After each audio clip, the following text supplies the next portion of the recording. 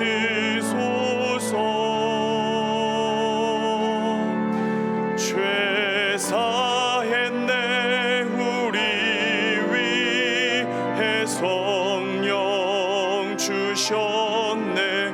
예수님 찬양 받으소서.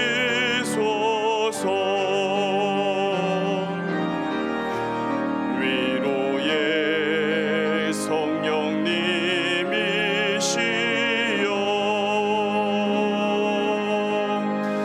위로의 성령님이시여,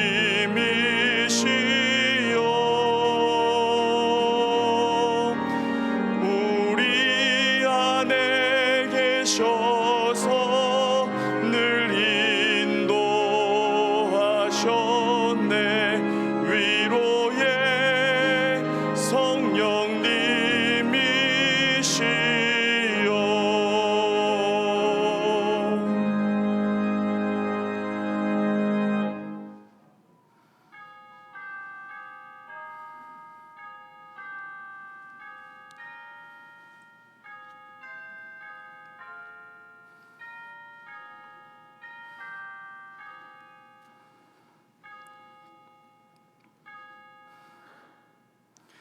너희는 여호와 우리 하나님을 높이고 그 성산에서 예배할지어다.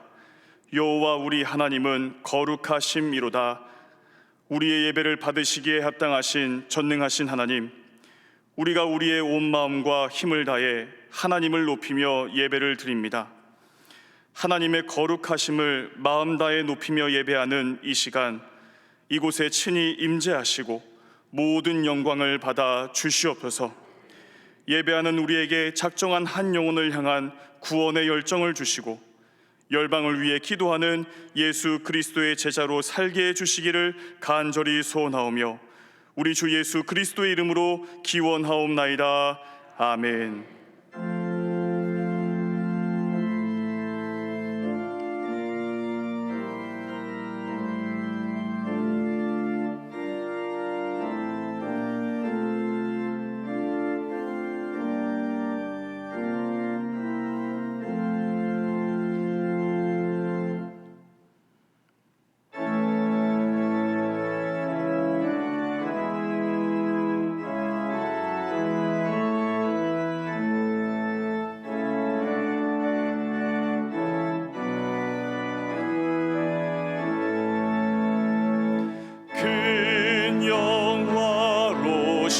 주 이곳에 오셔서 이 모인 자들로 주 백성 삼으사 그 중에 항상 계시고 그 중에 항상 계시고 큰 영광 나타내소서.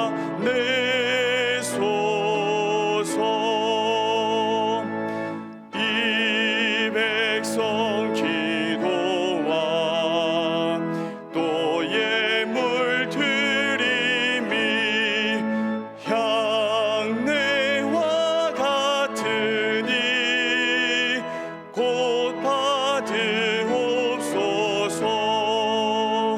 주 예수 그 신복음을 주 예수 그 신복음을 만 백성 듣게 하소서. 또 우리 자손들 다 주를 기리고 저성전 돌같이 긴하게 하소서. 주 구원하신 능력을 주 구원하신 능력을 늘 끝날까지 주소서. 주 믿는 만민이 참 진리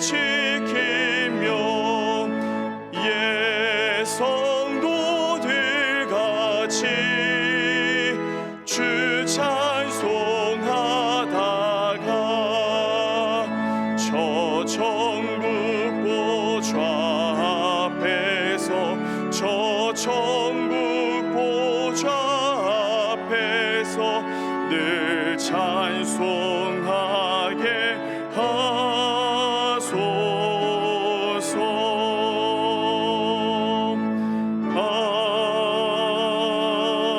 아멘. 지난 한 주간 우리의 삶을 돌아보며 침묵으로 참회의 기도를 드리겠습니다.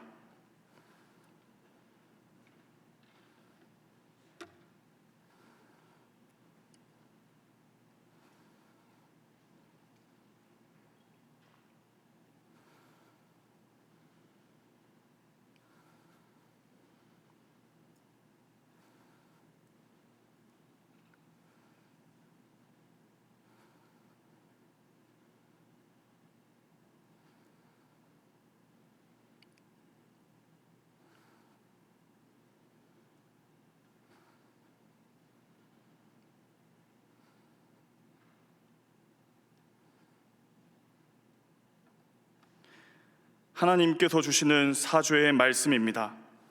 내가 그들의 불의를 긍휼히 여기고 그들의 죄를 다시 기억하지 아니하리라 하셨느니라. 아멘.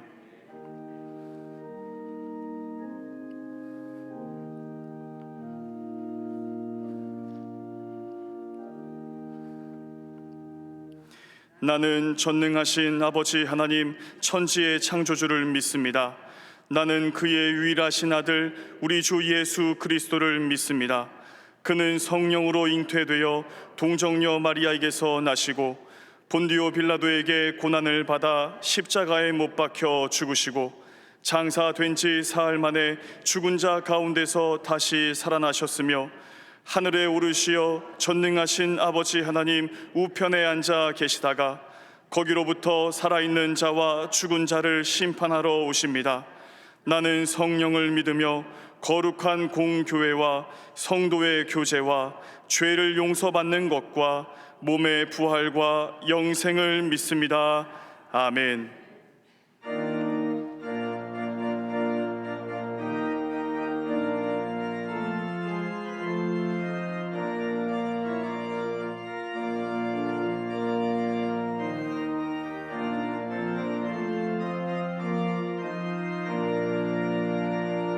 죄에서 자유를 얻게 함은 보혈의 능력, 주의 보혈. 시험을 이기고 승리하니 참 놀라운 능력이로다.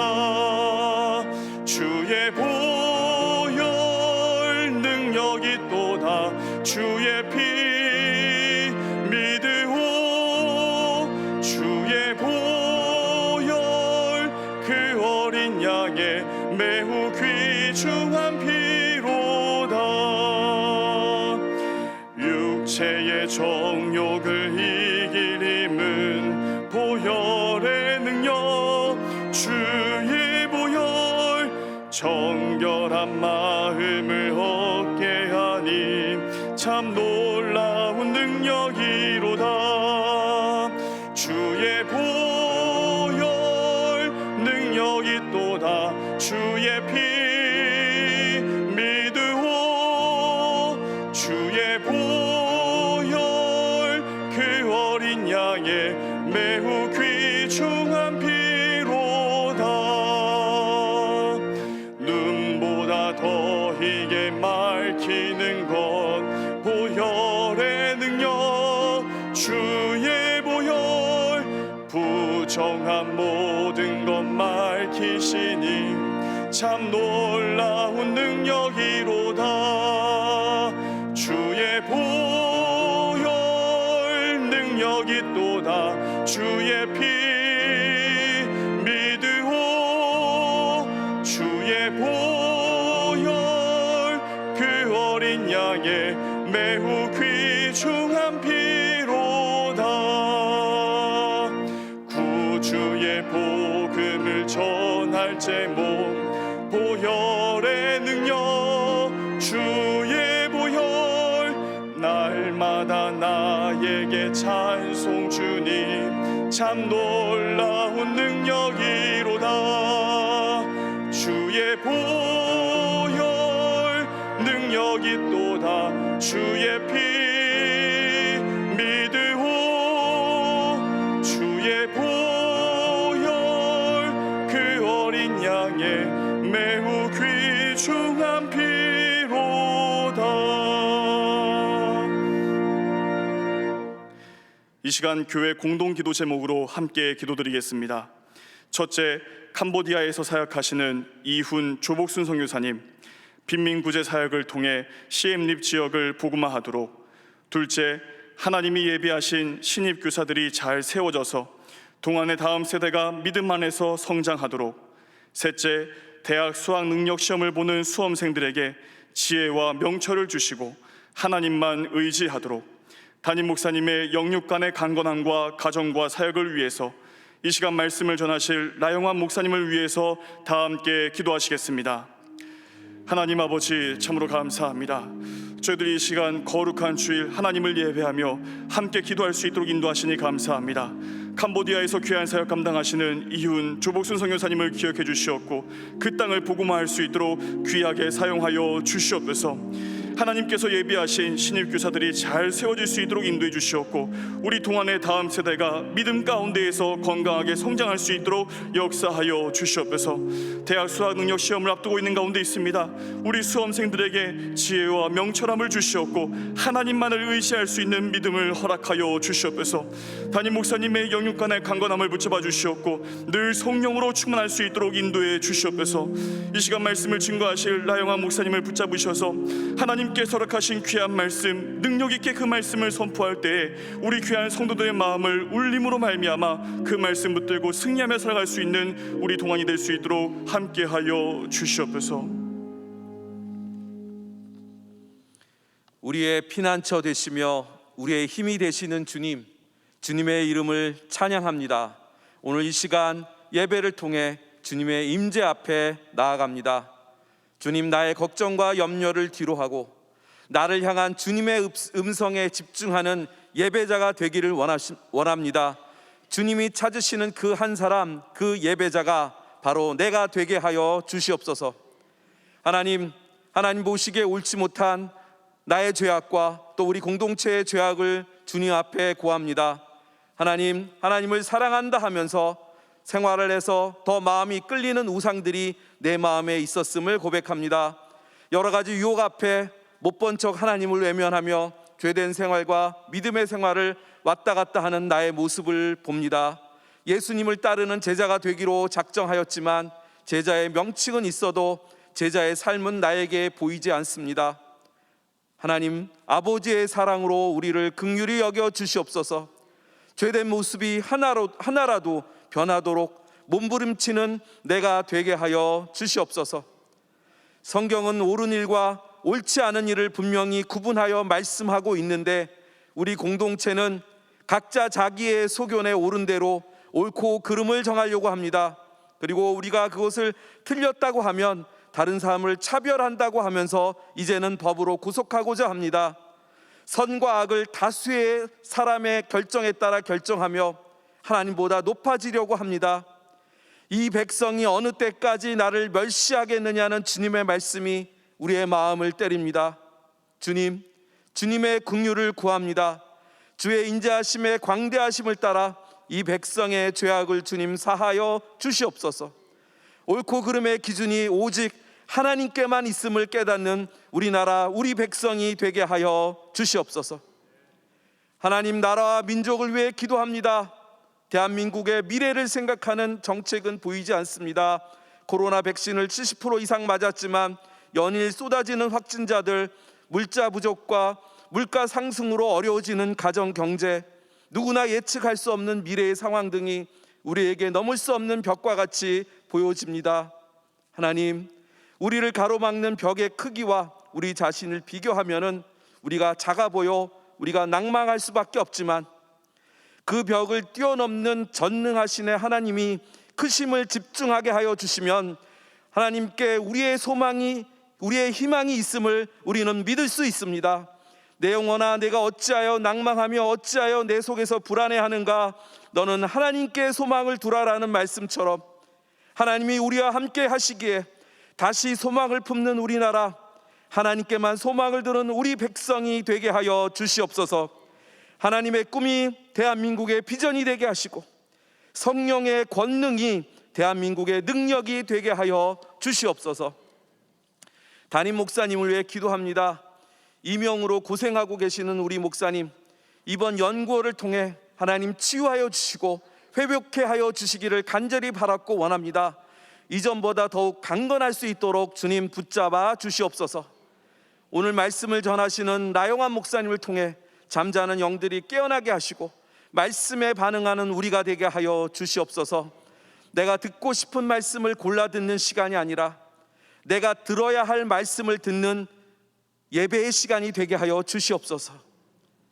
추수감사절 특별 새벽 기도회로 우리에게 3주간 말씀하여 주시니 감사합니다. 위기가 도리어 기회가 되는 역전의 하나님을 만나는 시간이 되게 하여 주시옵소서. 마지막 4주차 말씀을 전하시는 윤유한 목사님, 주님 강하게 붙잡아 주셔서 내가 주인의 자리에서 내려오게 하시고 주님이 나의 주인이 되심의 고백을 통해 우리의 삶에 물이 포도주 되는 역사가 일어나게 하여 주시옵소서. 하나님 아버지, 병중에 고통당하며 힘든 싸움을 싸우는 동안의 성도들이 있습니다. 군문에 나가 고생하는 우리의 청년들, 또 해외에 나가 공부하고 체류하는 우리 청년들, 성도들이 있습니다. 또한 믿음의 배우자를 찾기 위해 기도하고 있으며 취업을 위해 애타는 마음으로 준비하는 우리 청년들이 있습니다. 그리고 18일 수능을 치러야 하는 우리 자녀들도 있습니다. 우리의 도움이 되시는 주님, 주님의 선하신 손으로 그들을 꼭 붙잡아 주시옵소서. 주 언제나 그들과 함께 하여 주셔서 합력하여 선을 이루는 그들의 삶이 되게 하여 주시옵소서.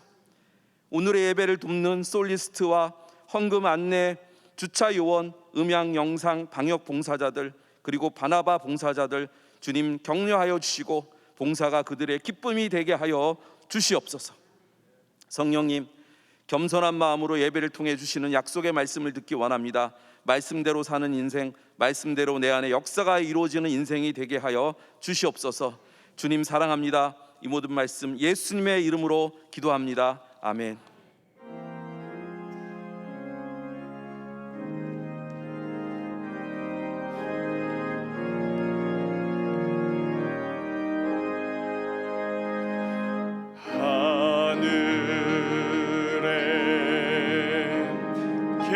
계신 아버지, 이름 거룩하사 주님 나라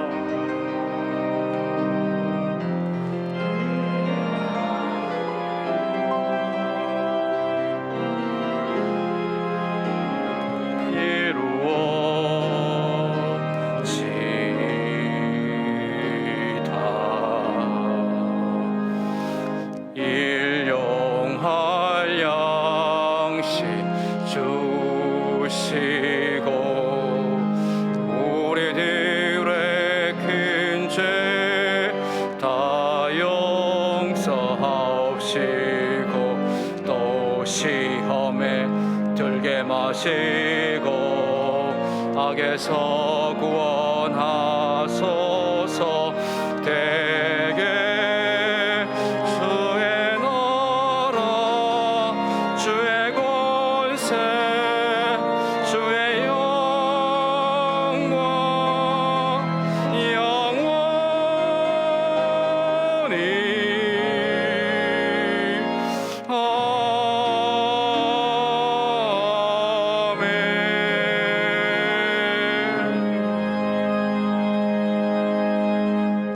살아계시고 역사하시는 하나님, 십자가 보혈의 은혜를 힘입어 예배의 자리로 나왔습니다. 온 마음과 정성을 다하여 하나님을 찬양하게 하시고 성삼위 하나님께만 영광을 올려드리는 예배의 감격을 누리게 하옵소서. 주님의 얼굴을 구할 때마다 세상에 줄 수 없는 하나님의 평안을 누리게 하시고 주님의 이름을 부를 때마다 인생의 문제와 어려움들이 해결되는 하나님의 능력을 체험하게 하옵소서. 주님 앞에 나아가서 기도하고 삶의 무게를 내려놓을 때 하나님의 세미한 음성을 듣게 하시고 슬픔이 변하여 찬송이 되는 은혜를 누리고 믿음대로 응답받는 기도의 기적을 맛보게 하옵소서. 내 안에 하나님의 거룩한 영으로 충만케 하시어 악한 생각들은 떠나가게 하시고 사단의 시험을 넉넉히 이길 수 있는 굳센 믿음을 더하여 주옵소서. 마음의 상처와 육신의 질병으로 고통 중에 있는 성도님들을 찾아가시어 친히 안수하여 주시고 영과 육의 온전한 회복을 누리도록 은총을 내리어 주옵소서. 주님 앞에 예물을 올려드립니다. 이 예물이 사용되는 곳마다 하나님 나라의 평화가 선포되고 가난하고 소외된 심령들의 삶이 하나님을 만남으로 인하여 새 생명의 기쁨을 충만히 누리게 하옵소서. 주님께서 우리에게 허락하신 분복에 만족하며 하늘의 복을 많은 사람들에게 나누어 주고 은혜의 강물을 흘러 넘치게 하는 축복의 통로가 되기를 소원하며 예수님의 이름으로 기도드립니다. 아멘.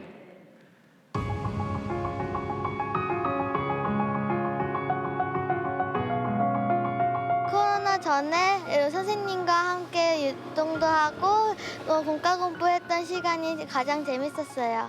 이제 소풍 갔을 때 친구들이랑 같이 보물찾기를 했을 때 그 찾는 맛이 있어가지고 재밌었습니다. 예배를 끝나고 막 과자도 먹고 해서 엄청 재밌었고 같이 축구하고 또 다 같이 기도했을 때가 제일 즐거웠던 순간이었던 것 같습니다. 전 제일 먼저 반회식 하고 싶어요. 아이들하고 떡볶이 먹고 그렇게 하면서 같이 얘기도 나누고 그게 제일 먼저 하고 싶어요. 당연하게 생각했던 예배당에서의 만남이 어려웠던 시간들.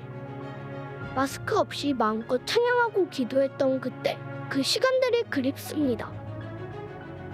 지금까지 한 번도 살아보지 못한 세상을 살잖아요. 그러면서 그 이전에 얼마나 감사하고 소중했는지 서로를 돌아보고 그리고 앞으로 어떤 미래를 위해서 기도를 해야 갈지 또 아이들하고 함께 생각하는 감사한 시간이었습니다.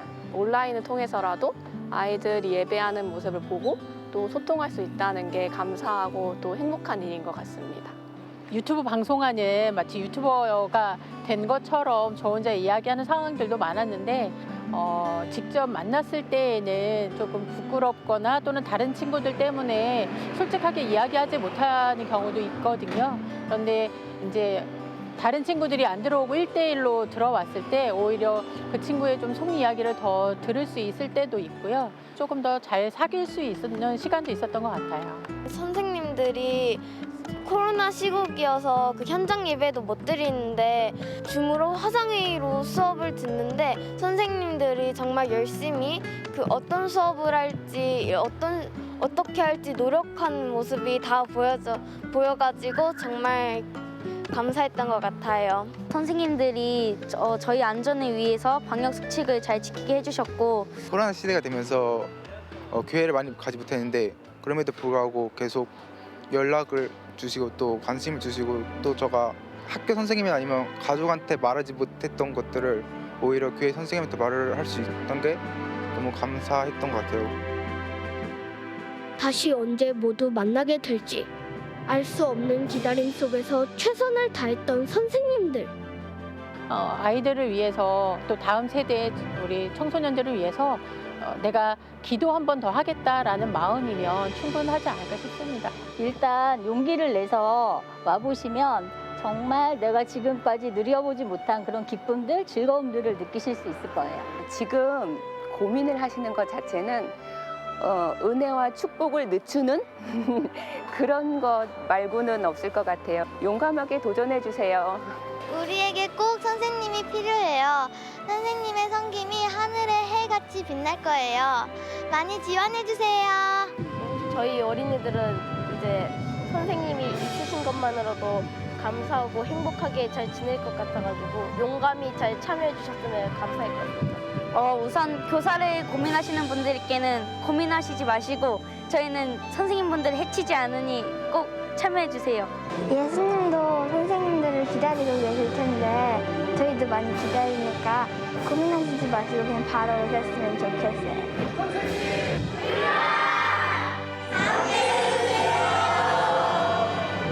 네, 감사합니다. 네, 우리 함께 축복의 인사 나눌까요? 반갑습니다. 평안하세요. 이렇게 할게요. 반갑습니다. 평안하세요. 네, 감사합니다. 오늘부터 우리 예배 시간이 코로나 이전 시간으로 원래 우리가 드렸던 예배 시간으로 다 회복되었고요. 또 여기에 따른 여러 부분들은 주보 뒷면에 자세히 광고가 나가 있습니다. 특별히 이제 장시간 이렇게 주차하시게 되는 우리 성도님들은 외대 주차장하고 이제 청량초등학교 주차장을 이용해 주시고요. 이렇게 이제 갑자기 이렇게 이제 주차 공간들이 좀 협소한 부분들이 많고 원활한 소통을 위해서는 예배 후에 바로 이렇게 출차해 주시면은 그렇게 감사드리겠습니다. 주일 저녁 예배 시간은요 12월부터 그렇게 시작된다는 거 기억하시면 좋겠습니다. 오늘 1부에서 5부 예배 말씀을 나영한 목사님 말씀 전해 주시고요. 섬기시고 계신 학교와 그리고 청소년 사역을 위해서 여러분 기억하시고 중보기도 부탁드리겠습니다. 오늘 영상 보신 것처럼 이렇게 주보 속지로 이렇게 신입교사 모집 신청서가 다 이렇게 비치되었고요. 특별히 이제 2층에 내려가시게 되면요, 신입교사 안내 부스가 이렇게 만들어져 있고, 그러나 이제 코로나 이 상황 가운데서 우리 교사님들과 우리 교역자들이 만든 시청각 자료하고 여러 교육 자재들을 볼 수가 있습니다. 그래서 함께 보시고 안내도 받으시고 또 영상 보시면서 감동이 주어지는 대로 신입 교사로 또 예배 교사도 필요하고요, 미디어 교사도 필요하고 양육 교사도 많이 필요합니다. 그렇게 많은 지원 부탁드리겠습니다. 추수감사특별 새벽기도회가 3주간 은혜 가운데 잘 진행되었고요. 이제 한 주 남았습니다. 끝까지 기도하시는 가운데 또 성령 충만함을 사모하시고 또 참여하시고 또 기도로 승리할 수 있기를 부탁드립니다. 유아 세례식이 12월 5일 주일 저녁 예배 시에 이루어지고요. 만 6세 이하 자녀까지 그렇게 대상이 됩니다. 주보 참조하셔서 신청 부탁드리겠습니다. 오늘입니다. 수능 안수 기도회가 오늘 밤 9시에 영상으로 송출되고 또 함께 기도해 주시고, 수능 당일 기도회가 이번 주일 11월 18일 목요일에 비전홀에서 우리 수험 시간표에 따라 가지고 기도가 이루어집니다. 그래서 우리 수험생들이 시험 담대히 잘 볼 수 있고 더 좋은 결과를 위해서 하나님을 의지할 수 있도록 그렇게 수험생을 위해서 기도에 동참해 주시기 바라고요. 신임재직 서리주사 추천을 받고 있습니다. 우리 마을에서 우리 목자님들 또 기억하시는 우리 성도님들께서 또 이분은 정말 신임재직으로 잘 섬길 분이다라고 하는 분이 계시면은 또 3층 로비에 가시게 되면은 신청서가 있습니다. 그렇게 해서 또 추천 잘 해주시기를 부탁드립니다. 오늘 특별히 이제 예배 정상화의 기쁨을 두고 우리 두란 논문고에서 오늘 하루만 전품목 할인 행사를 진행하고 있습니다. 예배 후에 또 서점도 방문해 주시기를 부탁드리고요. 연구를 보내신 우리 담임 목사님 영육간의 강건함을 위해서 기도해 주시고 또 성령의 충만함으로 회복될 수 있도록 그렇게 기도 부탁드리겠습니다.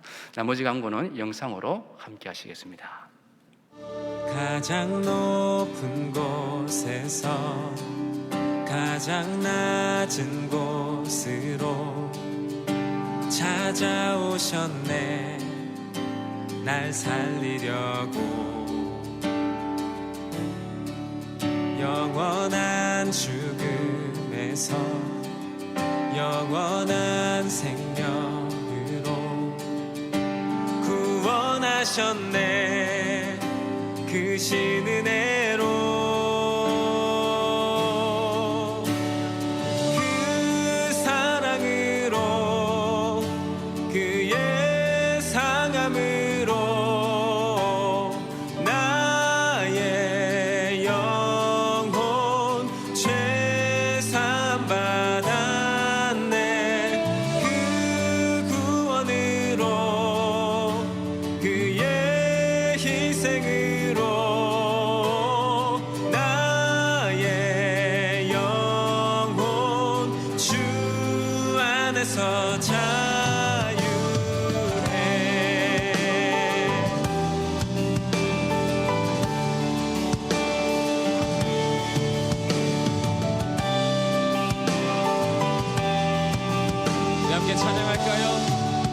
가장 높은 곳에서 가장 높은 곳에서 가장 낮은 곳으로 찾아오셨네. 날 살리려고 영원한 죽음에서 영원한 생명으로 구원하셨네. 그 신은혜로 그 사랑으로 그의 사감으로 나의 영혼 죄 사함 받았네. 그 구원으로 그의 희생으로 나의 오늘 우리에게 주시는 하나님의 말씀은 사도행전 11장 19절부터 26절까지 말씀입니다. 다 함께 일어나셔서 하나님의 말씀을 경청하겠습니다. 그때에 스데반의 일로 일어난 환란으로 말미암아 흩어진 자들이 베니게와 구브로와 안디옥까지 이르러 유대인에게만 말씀을 전하는데, 그 중에 구브로와 구레네 몇 사람이 안디옥에 이르러 헬라인에게도 말하여 주 예수를 전파하니, 주의 손이 그들과 함께 하심에 수많은 사람들이 믿고 주께 돌아오더라. 예루살렘 교회가 이 사람들의 소문을 듣고 바나바를 안디옥까지 보내니, 그가 이르러 하나님의 은혜를 보고 기뻐하여 모든 사람에게 굳건한 마음으로 주와 함께 머물러 있으라 권하니, 바나바는 착한 사람이요 성령과 믿음이 충만한 사람이라. 이에 큰 무리가 주께 더하여 지더라. 바나바가 사울을 찾으러 다소에 가서 만나매 안디옥에 데리고 와서 둘이 교회에 1년간 모여 있어 큰 무리를 가르쳤고, 제자들이 안디옥에서 비로소 그리스도인이라 일컬음을 받게 되었더라. 이것은 하나님의 말씀입니다. 아멘.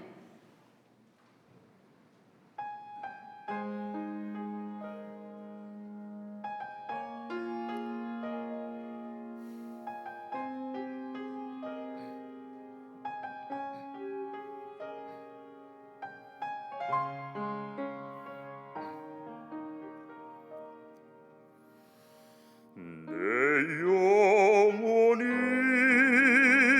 은총 입어 중한 죄짐 받고 보니, 슬픔 많은 이 세상도 천국으로 화하도다. 할렐루야 찬양하세.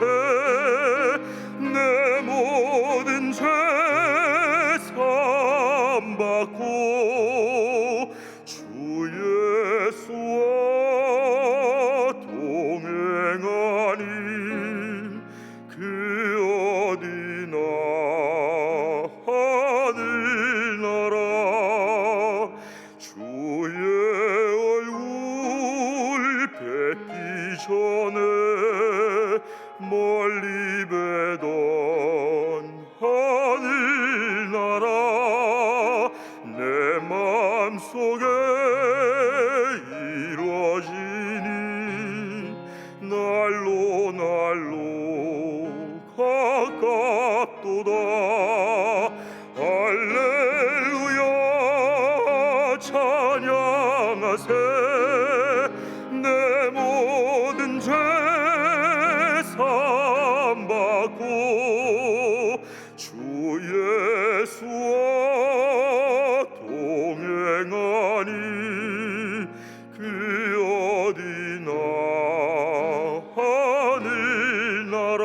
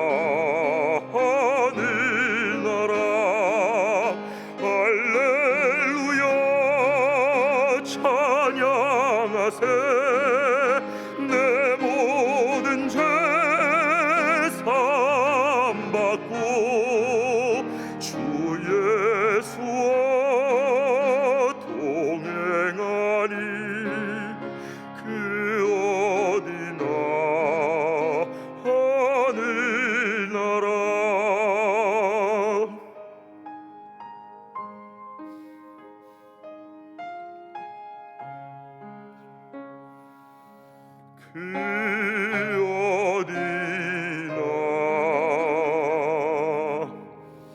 하늘나라.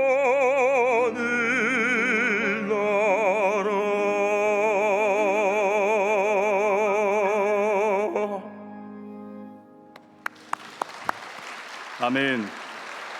이 시간 라영환 목사님 나오셔서 말씀 선포하시겠습니다. 나오실 때 동안의 박수로 환영하시겠습니다.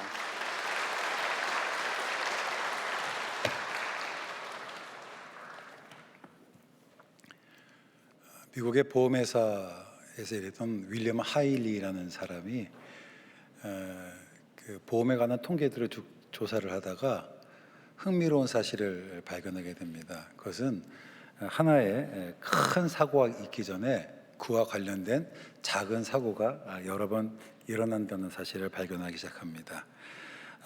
즉 그가 발견된 법칙은 뭐냐면 하나의 사람의 목숨을 잃는 것 같은 큰 치명적인 사고가 일어나기 전에 29번의 경미하지만 유사한 사고가 일어나고, 그리고 누구도 다치지 않았지만 그와 유사한 300번의 작은 사고들이 일어난다라고 이야기를 했어요. 그래서 이것이 1대 29대 300의 법칙으로도 많이 알려져 있습니다. 근데 저는 이 하일리 법칙을 사고가 아니라 좀 변화에도 적용시킬 수 있겠다라고 생각을 합니다. 즉 하나의 커다란 변화가 일어나기 전에 그와 유사한 29번의 작은 변화가 있고, 그리고 300번의 우리가 잘 느끼지 못하지만 미세한 움직임이 있다라고 하는 거예요. 그러니까 사람은 늘 그 변화를 주목해요. 앞으로 시대가 어떻게 바뀔 것인가, 어떤 일이 날 것인가. 그런데 이 큰 변화를에만 집착하다 보면 그 변화의 조짐들을 놓쳐서 정작 그 변화의 순간에 어떤 것도 하지 못하는 그런 그 우를 범하게 되는 경우들을 왕왕 봅니다. 인류 역사를 보면 인류 역사의 전환점이 된 몇 가지 큰 중요한 사건들이 있어요. 우리가 보통 역사를 보려면 고대가 있고 중세가 있고 현대가 있다라고 얘기를 합니다. 그런데 이 중세가 어떤 그 한계에 도달했을 때에 그 많은 사람들이 중세라는 그 한계에 대해서 대답을 하려는 그런 시도들을 합니다. 이때 이제 일어났던 것이 르네상스 운동이라고 하는 거예요. 르네상스는 중세의 종말과 현대의 시작을 가져왔습니다. 우리가 흔히 르네상스 하면 생각나는 그 화가들이 있죠. 레오나르도 다빈치라든지 또는 미켈란젤로라든지 보티첼리라든지 또는 라파엘로 같은 이런 사람들이 있습니다. 그런데 이 르네상스는 이게 어느 날 갑자기 터진 것이 아니고 14세기부터 16세기 중반까지 200년이라는 시간 동안 오랫동안 처음에는 미세한 작은, 누구도 느끼지 못하는 미세한 작은 움직임으로부터 시작해서 툭툭 터지는 산발적인 사건들, 그리고 어느 날 갑자기 빵 하고 르네상스가 터졌다라고 하는 겁니다. 중세가 그 한계에 도달했을 때에 굉장히 흥미로운 문화적인 현상이 나타납니다. 그것이 바로 뭐냐면 죽음을 주제로 한 그림들이 두드러지게 나타나기 시작해요. 저는 이제 서양 역사를 보고 문화를 보면 하나의 시대가 그 한계에 도달하고 이제 새로운 시대를 맞이할 그 시점에 특별히 죽음을 주제로 한 그런 그 그림들 또는 어떤 소설들 또 그런 다양한 영화 같은 것들이 많이 나타나는 것들을 바라보게 돼요.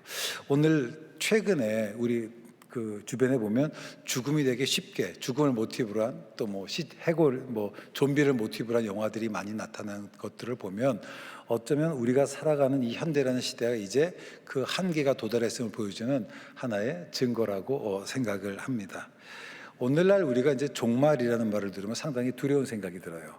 그런데 적어도 13세기까지 중세 사람들에게 종말은 그렇게 무서운 게 아니었어요. 그래서 그 13세기까지 사람들이 종말에 관한 그것들을 보면 주로 새 예루살렘성, 천국과 같은 것들을 주로 그림으로 표현했습니다. 그런데 신기한 건 뭐냐면 14세기 들어오면서 새로운 주제가 종말과 관련돼서 부각되기 시작해요. 그게 바로 뭐냐면 최후의 심판과 같은 주제들이에요. 미켈란젤로의 최후의 심판도 보지만 최후의 심판, 그래서 성당마다, 유럽에 있는 성당마다 최후의 심판과 관련된 그림들이 그려지고 조각들이 장식되기 시작을 합니다. 특별히 이 최후의 심판이라는 이 모티브는 단지 성당뿐만 아니라 유럽 사회 전역에서 다양한 사람들에 의해서 이제 회자되기 시작하는데요. 그 중에 하나가 아마 죽음의 무도회라는 이 그림 같습니다. 저 그림을 보시면 해골들이 춤을 추고 연주를 하고 있어요. 그 당시에 유럽의 수많은 화가들이 저런 죽음을 주제로 그림을 그렸어요. 또 다른 그림 중에는 죽음의 춤이라는 그림이 있습니다. 저 그림은 여러분 그 위쪽에 있는 그림을 보시면요, 지금 해골이 앞에 이제 교황을 데려가고 뒤에 이제 주교를 데려가는 거예요. 그러니까 중세에 어떤 사상을 지탱하고 있었던 것이 소위 교황이라는 시스템이었습니다. 그런데 중세가 그 한계에 도달했을 때의 교황이라는 그 시스템이 대답을 주지 못했던 거예요. 그래서 이제 그것을 상징적으로 시체가 끌고 가는데 그 한쪽에 보시면 여러분 어떤 사람이 설교를 하고 있어요. 모습을 보면 꼭 칼빈과 같아요. 그래서 종교개혁자들이 소위 그 당시에 대답을 주지 못했던 그 중세 시스템에 관련돼서 성경이 답이라고 외치는 그런 그림들, 이렇게 죽음을 주제로 한 그림들이 여러 곳에서 다양하게 나타나기 시작을 했습니다. 14세기 중엽에 유럽에 오늘날 이제 코비드19와 같은 그런 팬데믹이 일어났습니다. 바로 흑사병이죠. 흑사병으로 유럽 인구의 3분의 1이 죽었습니다. 그 당시 유럽 사람들은 이유도 알지 못하고 또 치료도 알지 못한 채 속수무책으로 죽어갈 수밖에 없었어요. 많은 사람들이 흑사병을 이 신의 징벌로 여겼고 또 그 시대의 종말로 여겼습니다. 그래서 수많은 탁발 수도승들이 회개를 외치고 심판을 외치고, 그런 맥락 속에서 심판이라고 하는 주제의 그림들이 등장하고, 그리고 죽음이라는 주제가 막 부각되기 시작을 합니다. 뭐 단테의 신곡 디바인 코미디 같은 경우도 죽음을 모티브로 한 소설들이고, 이런 것들이 그 시대에 다양하게 나타났었습니다. 피테르 브레헬이 그린 죽음의 승리라고 하는 저 그림이 있습니다. 그림 보시면 되게 끔찍하지 않나요? 저 그림은 두 가지 의미가 있는데요. 하나는 스페인과 네덜란드 사이에 어떤 그 30년 종교 전쟁의 모습을 그린 거기도 하지만, 저것은 그 당시에 중세 후기의 사람들이 가지고 있었던 그 시대의 인식을 전 잘 표현했던 그림이라고 봐요. 여러분 화면 저 뒤편으로 보시면 산이 막 불이 타고 있습니다. 그리고 수많은 사람들이 죽고 지금 나무에 매달렸고, 또 한쪽 보시면 여러분 왼쪽 상단 보시면 참수를 당하고 있는 모습들이 보이고요. 그리고 왼쪽 화면 아래 보시면은 사람들이 시체가 있고 왕도 죽고 그리고 성직자도 죽고, 그런 다양한 그런 모습들이 그려져 있습니다. 화면 중앙에 커다란 해골이 낫을 들고 사람을 죽이려고 하니까 사람들이 그 죽음을 피해서 막 도망가는데 도망간 곳이 어디냐? 그것이 관석인 거예요. 그러니까 죽음 앞에서 어쩔 수 없는 그런 그 시대 사람들의 한계들을 전 표현한 그림이라고 생각을 합니다. 이런 시대에, 이렇게 죽음이 막 부각되던 시대에 유럽 미술사에 두 개의 특징적인 변화가 일어나요. 그 중에 하나가 뭐냐면, 화가가 그림을 그릴 때 자기의 감정을 담아내기 시작한다는 겁니다. 지오토의 그리스도의 죽음이라는 그림이 있습니다. 14세기에서 그림이 그려졌는데요, 13세기까지 그렸던 모든 그 그림이나 조각들을 보시면 사람들이 표정이 없어요. 감정이 전혀 느껴지지 않아요. 부장성 그 시립 도서관에 있는 그리스도를 매장함이라는 작품이 있는데, 예수님이 돌아가시고 마리아가 예수를 시체를 안고 부둥켜 우는 모습인데 전혀 거기에 슬픔이 느껴지지 않아요. 그냥 몸이 건조하게 그렸습니다. 그런데 지오토에서 그리스도의 죽음이라는 작품 보면 예수님의 시체를 붙들고 우는 어머니 마리아의 모습이 보이고요. 두 손을 뒤로 제낀 것은 이 막내 사도 요한이에요. 어떻게 이런 일이 있을 수 있느냐. 그리고 저 하늘에 보시면 천사들도 울고 있는, 저런 식으로 딱 보면은 벌써 슬픔이라는 감정이 느껴져요. 또 다른 그림이 하나 있습니다. 그것이 반데르 바이든의 십자가에서 내려지는 그리스도인데, 저기서도 자세히 보시면, 나중에 혹시 컴퓨터에서 자세히 보시면 그 말의 눈에서 떨어지는 눈물이 기가 막히게 표현이 돼요. 그 슬픔이라는 감정이 느껴지기 시작합니다. 우리들이 잘 아는 다빈치의 최후의 만찬이라는 작품이 있죠. 예수님께서 너희 중에 한 사람이 나를 팔 것이다 라고 말씀을 하셨을 때에 제자들이 도대체 무슨 일이야 서로 당황해하는 그런 그때의 감정들을 느낄 수가 있어요. 그러니까 도대체 왜 14세기 이후의 화가들은 그림을 그릴 때 저렇게 사람들의 감정들을 담아내기 시작했냐는 거예요. 도대체 그 사이에 그들에게 어떤 변화가 있었길래. 또 다른 변화가 있습니다. 그게 바로 뭐냐면 원근법의 등장이에요. 그러니까 원근법이라는 말이 라틴어는 프로스피케레라는 뜻인데 이게 바로 뭐냐면 멀리 보다라는 겁니다. 저것이 그 이탈리안 스쿨의 이상도시라는 작품인데요. 그 전까지 이 사람들은 어떻게 생각했냐면 이 거대한 자연 속에 이 세상의 질서 속에 나는 무기력한 존재였어요. 그저 나에게 주어진 것을 내가 받아들일 수밖에 없는 나약한 존재들이었는데 이 시기가 되면 내가 이상적인 도시를 만들 수 있다는 그런 신념들이 표현된 그림인데요. 저 그림을 자세히 보시면 그 건물의 청사진 같아요. 그림 같지는 않죠. 이게 극단적으로 원근법을 적용한 그림이에요. 자, 도대체 왜 저 시대 화가들이 원근법을 적용했느냐라고 생각해 보면 이 이집트를 보면요, 고대를 보면 인물의 중요도나 사물의 중요도에 따라서 크기가 달라졌어요. 이집트의 벽화를 보면 왕이 극단적으로 크게 그려지고 신하가 작게 그려졌습니다. 또 이집트는 남성 중심의 사회였기 때문에 남편과 아내가 그려지면 남편이 크게 그려지고 아내가 작게 그려졌어요. 그 인물의 중요도, 사물의 중요도에 따라서 크기가 달라졌어요. 근데 원근법은 뭐냐? 사물을 볼 때에 그 개인의 중요도가 아니라 사물의 중요도가 아니라 화가가 보는 화가의 시각에 있어서 가까운 곳은 크게, 먼 곳은 작게 그리기 시작한 거예요. 여러분, 변화가 뭔가요? 누구에 의한 해석이 아니라 내가 보고 내가 판단하고 내가 느낀 것이 중요한 시대가 되었다라고 하는 거예요. 이 시대 중에 다빈치라고 하는 그 화가가 있습니다. 다빈치는 특별히 자연을 관찰하는데 굉장히 관찰하면서 그림을 그리는데 애썼던 사람이에요. 다빈치의 그림들을 보시면 아마 인물을 스케치한 것들을 보시는데요. 사람의 근육을 세세히 잘 이렇게 분해를 해서 이 묘사했던 것들을 봅니다. 이것은 뭐냐? 바로 나의 관점으로 사물을 바라보기 시작했다는 거죠. 내 관점. 타인의 해석이 아니라, 즉 무너져가는 중세, 그동안은 중세 해석을 받아들이고 살았는데 중세라는 그 시대가 답을 주지 못하니까 사람들이 이제는 내가 느끼고 내가 보고 나의 해석하는 것에 대해서 관심을 갖기 시작했다라고 하는 겁니다. 중세가 무너져 갔을 때 그 200여 년 동안 다양한 사람들은 각자의 위치 속에서 그 무너져가는 시대에 대한 한계를 느끼고 대안들을 찾기 시작했던 거예요. 그것이 죽음이라는 주제로, 때로는 그것이 서정적인 그림이라는 주제로, 때로는 원근법이라는 주제로 나타나기 시작을 했습니다. 그리고 르네상스는 뭐냐? 바로 이러한 작은 움직임들이 모여서 일어났다라고 하는 거예요. 유럽의 미술사를 보면, 또 유럽의 지성사를 보면 한 200년이라는 긴 시간 통해서 이러한 르네상스 운동이 진행됐습니다.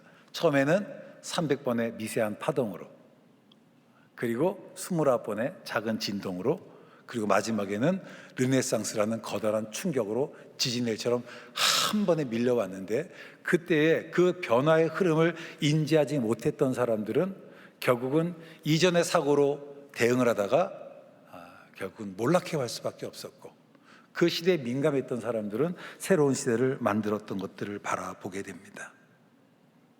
사실 여기 미세한 변화라는 게 다른 게 아니더라고요. 미세한 변화는 뭐냐면 내 마음속에 있는 작은 감정들, 작은 생각들을 내가 정직하게 느끼고 반응하는 것, 저는 그것이 미세한 변화라고 생각을 합니다. 여러분, 종교개혁도 마찬가지예요. 우리가 종교개혁하면 루터와 칼빈을 얘기하지만 루터와 칼빈 이전에 수많은 종교개혁 이전에 종교개혁가들이 있었어요. 야누스 같은 사람이 있었고 위클리프 같은 사람들이 있었어요. 그 사람들이 성경을 자국어로 읽기 시작을 합니다. 그리고 그랬던 수많은 이름 없는 많은 크리스찬들이 있었어요. 그런 사람들의 움직임들이 모여서 종교개혁이 일어났던 거예요. 그러니까 루터와 칼빈은 뭐냐? 그 이전에 있었던 종교개혁 이전의 수많은 무명의 개혁자들의 열매였다라고 하는 거예요. 어느 날 바리새인이 예수님께 와서 질문을 합니다. 표적을 보여달라. 그러니까 예수님께서 뭐라고 말씀하시냐면 이렇게 말씀하세요. 너희가 저녁에 하늘이 붉으면 날이 좋겠다 하고 아침에 하늘이 붉고 흐리면 오늘 날이 굳겠다 하니 너희가 날씨는 분별할 줄 알면서 시대의 표적은 분별할 줄 모르느냐. 지금 사랑하는 성도 여러분들, 우리가 시대를 분별할 수 있는 영적인 안목을 가져야만 합니다. 시대를 분별할 수 있어야 돼요. 커다란 그 한 번의 변화가 아니라 300번의 미세한 파동을 느낄 수 있는 그런 영적인 안목을 길러야만 합니다. 이거는요, 우리가 그냥 못 봐요. 영안이 열려야 되는 거예요. 우리가 어떻게 이걸 볼 수 있나요? 그래서 우리가 말씀을 볼 때에 기도하는 가운데 볼 수 있습니다. 추수감사절 특별 새벽 기도회가 일주일 남았습니다. 일주일 남은 기간 동안 성도님들, 여러분 일주일 동안 나와서 기도하시면서 하나님께서 나로 하여금 시대를 보시는 눈을 열어달라고 기도하시기를 바랍니다. 그래서 내가, 우리의 가정이, 우리의 아이들이 새로운 시대를 만들어가는 정말 그 역사의 물줄기를 바꾼 사람이 될 수 있도록 해달라고 여러분 기도하기를 바랍니다. 여러분 하나님께서 보여주셔야 돼요. 보여주셔야 됩니다. 우리가 눈을 부릅뜨고 세상을 바라보아야만 합니다. 오늘 우리가 함께 살펴보는 사도행전 그 11장의 내용은 앞에 있는 9장부터 11장까지 내용이 연결되는 거예요. 근데 9장부터 11장은 교회사에 굉장히 중요한 분기점이 되는, 분수령이 되는 사건을 기록하고 있습니다. 그것이 바로 뭘까요? 유대에 머물렀던 이 복음이 온 세상으로 확장되는 겁니다. 그때 어떤 일이 일어났나요? 우리는 기억하는 것이 사울의 회심, 고넬료의 변화, 베드로의 회심, 그리고 예루살렘 교회 결정, 지난주에 살펴봤던 아마 이런 것들일 거예요. 어쩌면 제가 생각할 때 예루살렘 교회 결정이 하인리 법칙에서 말하는 첫 번째 큰 변화일 것이고, 그리고 스데반의 죽음, 사울의 회심, 고넬료의 회심, 베드로의 회심, 빌립이 사마리아에서 전도한 것, 이런 것들이 소위 29번의 작은 변화일 거예요.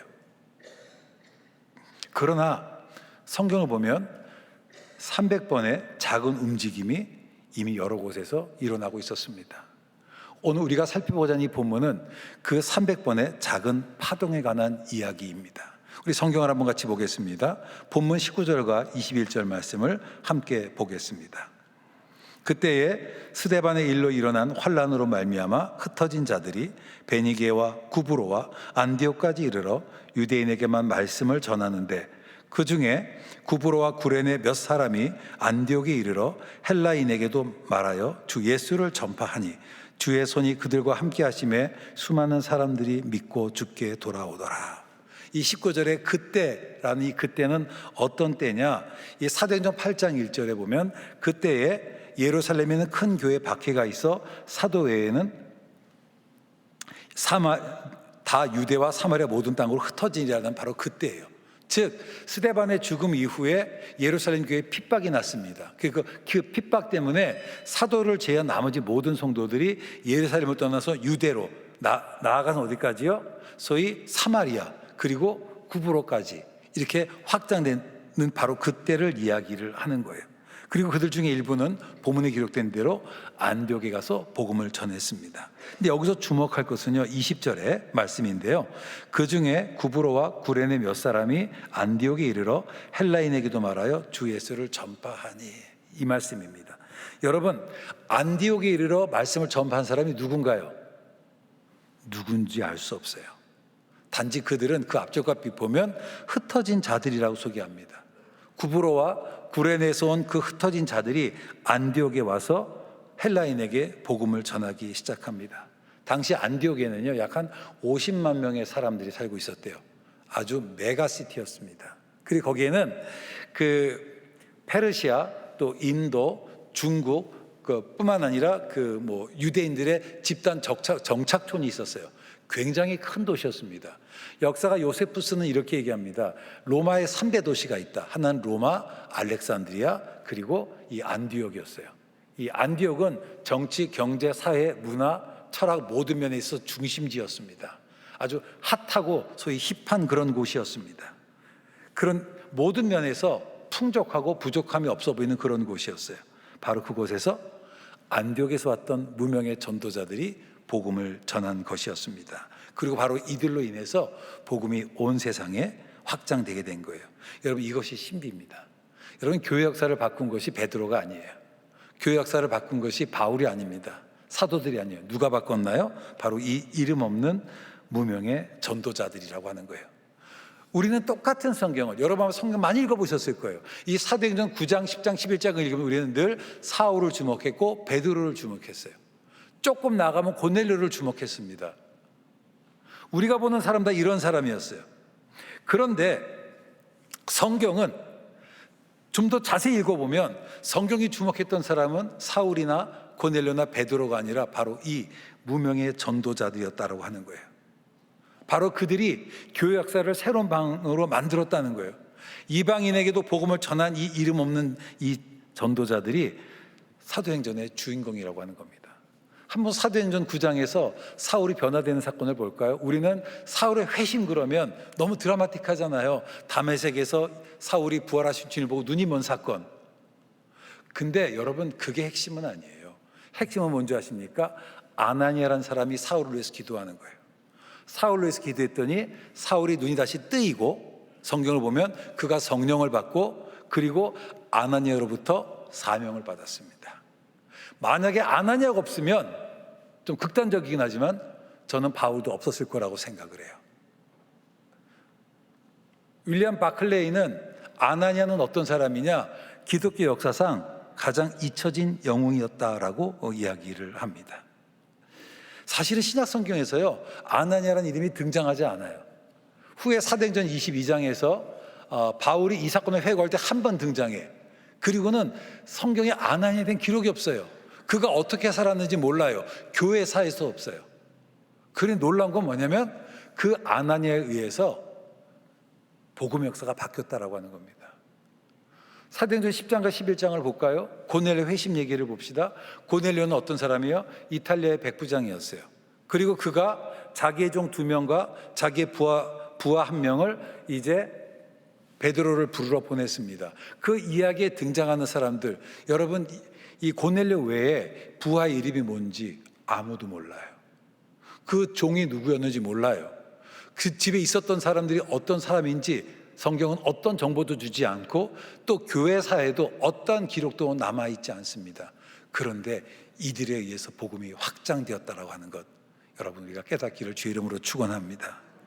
여러분, 이게요, 어쩌면 우리에게 아나니아나 고넬료나 고넬료의 종들은 무명한 사람이에요. 하지만 그들은 어쩌면 하나님 나라에서 굉장히 유명한 사람일 수 있다라고 하는 겁니다. 여러분, 사도행전에 등장하는 이 아나니아나 이 고넬료를 보시면요, 그들이 하는 게 그렇게 대단한 일한 게 아니더라고요. 성경을 보면 그들이 늘 하는 기도 시간에 하나님께서 그들에게 환상을 보여주셨어요. 그들이 늘 하는 구제를 했고 늘 그런 삶을 살았습니다. 이 무명의 전도자들도 마찬가지예요. 이 사람은 대단했던 거 아니라 늘 하는 일을 했어요. 그냥 일상을 담담하게 살아갔습니다. 그런데 하나님께서 그들의 담담한 일상에 기름 부어주셔서 기적을 만들어 주셨다라고 하는 거예요. 중요하지 않을 것 같은 그 작은 일이, 우리는 작은 일을 아주 우습게 생각하지만 스가랴서 얘기해요. 작은 일의 날이라고 멸시하는 자가 누구냐. 여러분, 작은 일이 큰 일이 되는 거예요. 성도님들이 하루하루 내리는 작은 결정들이 중요한 거예요. 작은 행동들이 중요한 것입니다. 우리가 그것을 볼 수 있어야만 합니다. 그들은 성경을 읽으면서 성경을 통해서 말씀하시는 하나님의 음성을 들었어요. 너희는 모든 족속으로 가서 제자를 삼으라는 거예요. 이것이 제자들, 사도들만의 영역으로 생각하지 않았어요. 그것은 곧 나에게 주신 하나님의 음성이라 생각하고 그들이 적극적으로 안디옥에 갔어요. 그래서 안디옥에서 복음을 전했다라고 하는 겁니다. 베드로와 바울이 이러한 변화에 차지하는 비율이 만약에 1이라면 스데반이라든지 고넬료, 아나니아 같은 사람이 뭘까요? 29일 거라고. 그리고 이 안디옥에 가서 복음을 전했던 이름 없는 흩어진 전도자들이 저는 아마 300명이라고 생각을 해요. 우리는 이 본문을 사도행전이라고 해요. 근데 저는 이건 잘못됐습니다. 여러분, 영어로도 이게 액트예요. 이건 사도행전이 아니라 우리가 읽는 사도행전은 무명의 전도자들의 기록이라고 하는 거예요. 나는 성도님들이 오늘 하루하루가 또 다른 액트가 됐으면 좋겠어요. 안디옥에서 비로소 예수님의 제자들이 그리스도인이라고 불려지기 시작했습니다. 사도행전에 보면요, 제자들이 그리스도인으로 불려지기 전에는 6장 1절에 제자라고 불려지기도 하고 1장 6절에 보면 형제라 불려지기도 하고 또 2장 40절 말씀 보면 구원받은 사람들이라고 다양하게 불려졌어요. 그러다가 안디옥에 와서 비로소 그들을 크리스티아노스, 이 그리스도인, 그리스도를 따르는 사람이라고 불려졌습니다. 어떤 사람들은 이 크리스찬이란 말이 그 당시 안디옥에 있던 사람들이 기독교인들을 조롱하는 말로 이해를 해요. 여러분 그렇지 않습니다. 이 크리스티아노스란 말이 뭐냐면 크리스토스, 그리스도란 말과 이아노스가 뭐냐면 추종자들이에요. 그리스도를 추종하는 사람들. 예를 들어서 그 황제를 추종하는 사람들이 뭐냐면 그 카이사리아노스예요. 그 시저 뒤에 이아노스를 붙이면 그게 황제를 추종하는 사람들. 또 헤롯을 추종하는 사람들은 뭐냐? 헤롯이라는 단어 뒤에다가 이아노스를 붙이면 돼서 헤로디아노스라고 얘기를 해요. 그러니까 그리스도인이란 말은 뭐냐면 헤롯을 따르는 사람들, 시저를 따르는 사람들처럼 그리스도의 가치를 따르는 사람이에요. 그 당시 안디옥에 있는 사람들, 안디옥의 주류는 뭐냐? 로마의 가치를 따랐어요. 모든 일을 로마라고 생각했습니다. 근데 그 시대 속에서 이 안디옥에서 복음을 전했던 문명의 전도자들은 뭐냐? 그들은 예수님이 답이라고, 예수님께 나오라고 외쳤다라고 하는 거예요. 여러분, 그래서 이제는 그리스도인이라는 정체성이 예루살렘이 아니라 어디서요? 안디옥에서. 사도가 아니라 누구에서요? 이름 없는 전도자에게서 결정되었다라고 하는 겁니다. 동안교회의 정체성은 동안교회 목사님이나 장로님들에서 결정되는 것이 아니고 오늘 이곳에서 예배드리는 여러 성도님들에서 결정된 사실을 우리가 알아야 돼요. 한국교회의 정체성은 바로 여러분들에서 결정된 사실을 알아야 됩니다. 여러분, 이게 하나님 나라의 법칙이에요. 예루살렘이 아니라 안디옥에서, 사도들이 아니라 이름 없는 전도자들에 의해서 교회의 정체성이 확립이 돼요. 그래서 은혜가 됩니다. 저는 이 본문은 스스로 작다고 여기는 사람들에 대한 하나님의 위로라고 봐요. 사랑하는 성도 여러분, 우리는 작은 자가 아닙니다. 우리는 무명한 자 같으나 유명한 자입니다. 우리가 어떤 사람인가요? 우리가 바로 역사의 물줄기를 바꾸는 사람이에요. 바로 우리가 위대한 변화의 전주곡임을 여러분 자각하기를 원합니다. 지난주에 말씀드렸던 것처럼 성도님들이 가는 곳이, 우리가 가는 곳이 길이에요. 우리는 길을 만드는 사람들입니다. 시대가 방향을 잃어버렸어요. 어디를 가야 할지 알지를 못해요. 사람들이 방황하고 있습니다. 이 시대에 우리는 예수님이 I'm the way, the truth and the life, 내가 곧 길이요 진리요 생명이라고 얘기했던 것처럼 예수님이 답이라고 이야기를 해야 돼요. 복음이 답이라고 얘기해야 돼요. 그 당시 안디옥을 볼까요? 여러분, 물질적으로 풍요한 곳이었습니다. 사상이 넘쳐나는 곳이었어요. 그런데 물질이, 지식이, 권력이, 사상이, 성이 만족을 주지 못했던 것들을 복음이 줄 수 있다고 그 무명의 전도자들이 외쳤다라고 하는 거예요. 복음을 부끄러워하지 않기를 원합니다. 안디옥에서 담대히 복음을 전했던 이 무명의 전도자들처럼 복음이 답이라고 이 시대에 외쳤으면 좋겠습니다. 앞에서 말씀을 드렸어요. 한 시대가 그 한계에 도달했을 때 죽음이라는 주제가 드러나기 시작한다고.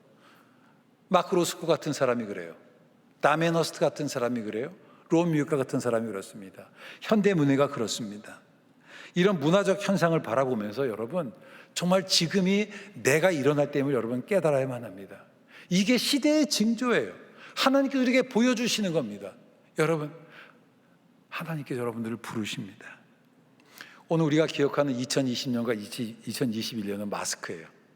저도 마스크 성도님만 기억하고, 성도님들도 마스크 쓰는 저를 기억하고. 그런데요, 앞으로 20년, 30년 후에 과연 우리의 다음 세대가 기억하는 2020년과 2021년이 마스크일까요? 아닐 것 같아요. 오늘 내가 내리는 결정이, 오늘 내가 가는 것이 어쩌면 20년, 30년 후에 우리 다음 세대가 기억하는 2020년과 21년일 수 있습니다. 우리는 그 중요한 변화의 터닝 포인트에 있습니다. BTS라고 하는 그 팝 그룹이, K-팝 그룹이 유엔에서 그런 연설을 했습니다. RM이 우리는 로스트 제너레이션이 아닙니다. 웰컴 제너레이션입니다. 너무 와닿더라고요. 여러분, 우리는 로스트 제너레이션이 아니에요. 우리는 웰컴, 새로운 시대를 맞이하는, 새로운 시대를 개척하는, 우리는 웰컴 제너레이션입니다. 그 연설의 마지막에 이렇게 끝나요. 가능성과 희망을 믿으면 새로운 길을 발견하게 될 것입니다. 너무 와닿더라고요. 여러분, 믿음을 회복합시다. 믿음을 가지고 우리 미지의 세계를 향해서 한번 나아가 봅시다. 영어 격언 중에 그런 말이 있어요. Where there's faith, 믿음이 있는 곳에 miracles happen, 기적이 일어난다. 여러분, 믿음이 있으면 기적이 일어납니다. 주께서 열어가실 그 미래를 기대하면서 우리 웰컴하는 세대가 됩시다. 2022년을 웰컴하는 우리 세대가 성도들이 되어 봅시다. 거대한 로마를 바꾼 무명의 전도자들을 기억합시다. 우리 정말 무명의 전도자가 되어서 새 역사를 만들어 봐요. 그래서 우리가 새로운 시대를 정말 하나님의 시대로, 이 나라가 제사장 나라로 바꾸는 그런 날이 꼭 왔으면 좋겠습니다. 기도하겠습니다. 상한 갈대를 꺾지 아니하시고 꺼져가는 심지를 끄지 하시는 주님, 개가 그 토한 것을 다시 먹고 돼지가 그 누웠던 것이 다시 눕는 것처럼 하나님 앞에 버리기로 결단했던 것들을 다시 반복할 수밖에 없는 나약한 인생들이지만, 그런 우리들을 불러주셔서 다시 한번 뜨겁게 용솟음치게 하시고 새 역사의 주역이 되게 하심을 정말 감사드립니다. 하나님, 오늘 주께서 날마다 우리의 삶 가운데 말씀에서 들려주시는 작은 변화에 민감하게 반응하는 저희 되게 하여 주시옵소서. 예루살렘이 아니라 안디옥에서 그리스도의 정체성이 결정됐던 것처럼, 사도가 아니라 이름 없는 무명의 전도자에 의해서 교회 방향이 결정됐던 것처럼, 오늘 우리들을 통하여 하나님, 이 나라와 한국 교회와 이 시대의 방향이 결정되게 하여 주시옵소서. 예수님 이름으로 기도했습니다. 아멘. 다 함께 일어나셔서 찬송가 459장을 부르시겠습니다.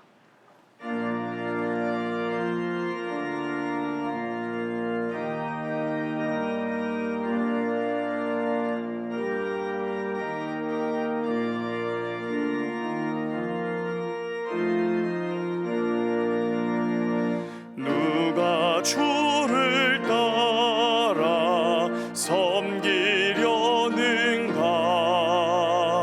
누가 죄를 떠나 주만 따를까? 누가 주를 섬겨 남을 구할까? 누가 주의 뒤를 따라가려나? 부르심을 받아 주의 은혜로 주를 따라가네. 주만 따르네. 세상 영광 위에 따름하니요. 크신 사랑이네. 주만 따르고 주가 내려주신 은혜 힘입어 주의 뒤를 따라 힘써 일하네. 부르심을 받아 주의 은혜로 주를 따라가네. 주만 따르네. 환난 비판 많고 원수 강하나 주의 용사 더욱 힘이 강하니. 누가 능히 이겨 넘어뜨리랴? 변함없는 진리 승리하리라. 기쁜 찬송하며 주의 은혜로 주를 따라가네. 주만 따르네. 시편 91편을 믿음으로 선포하시겠습니다. 자막을 보시고 함께 낭독하겠습니다. 지존자의 은밀한 곳에 거주하며 전능자의 그늘 아래에 사는 자여, 나는 여호와를 향하여 말하기를 그는 나의 피난처요 나의 요새요 내가 의뢰하는 하나님이라 하리니 이는 그가 너를 새 사냥꾼의 올무에서와 심한 전염병에서 건지실 것이미로다. 그가 너를 그의 깃으로 덮으시리니 내가 그의 날개 아래에 피하리로다. 그의 진실함은 방패와 손방패가 되시나니 너는 밤에 찾아오는 공포와 낮에 날아드는 화살과 어두울 때 퍼지는 전염병과 밝을 때 닥쳐오는 재앙을 두려워하지 아니하리로다. 1000명이 내 왼쪽에서 10,000명이 내 오른쪽에서 엎드러지나 이 재앙이 내게 가까이 하지 못하리로다. 오직 너는 똑똑히 보리니 악인들의 보응을 내가 보리로다. 내가 말하기를 여호와는 나의 피난처시라 하고 지존자를 너의 거처로 삼았으므로 화가 내게 미치지 못하며 재앙이 내 장막에 가까이 오지 못하리니 그가 너를 위하여 그의 천사들을 명령하사 내 모든 길에서 너를 지키게 하심이라. 그들이 그들의 손으로 너를 붙들어 발이 돌에 부딪히지 아니하게 하리로다. 내가 사자와 독사를 밟으며 젊은 사자와 뱀을 발로 누르리로다. 하나님이 이르시되 그가 나를 사랑한즉 내가 그를 건지리라. 그가 내 이름을 안즉 내가 그를 높이리라. 그가 내게 간구하리니 내가 그에게 응답하리라. 그들이 환난 당할 때에 내가 그와 함께하여 그를 건지고 영화롭게 하리라. 내가 그를 장수하게 함으로 그를 만족하게 하며 나의 구원을 그에게 보이리라 하시도다. 아멘. 우리 주 예수 그리스도의 은혜와 하나님의 사랑과 성령님의 교통하심이 주신 말씀 소망으로 받아들이며 비록 내가 이름 없는 전도자이지만 이 세상을 바꾸는 역사의 새로운 물줄기를 만드는 그 선구자가 되었다고 결단하며 복음을 가지고 나가는 우리 도안의 성도들이 함께 하셔서 성도들의 헌신과 결단을 통해서 이 나라가 바뀌고 이 시대 바뀐 역사가 일어나기를 간절히 축원하옵나이다. 아멘.